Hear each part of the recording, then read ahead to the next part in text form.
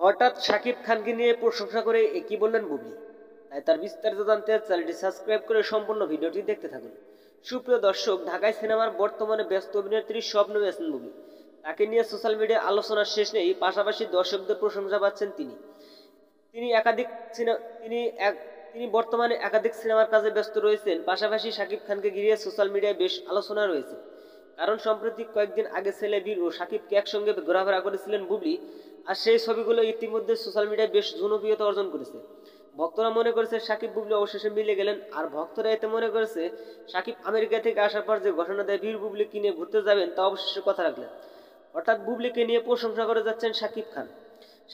সম্প্রতি শাকিব খান এক সাক্ষাৎকারে জানান, বেশ কিছুদিনের মধ্যে বুবলিকে নিয়ে সংসার শুরু করব। আর শাকিব খান আরো বলেন, বুবলির হাসি যা পৃথিবীতে আলোকিত করে।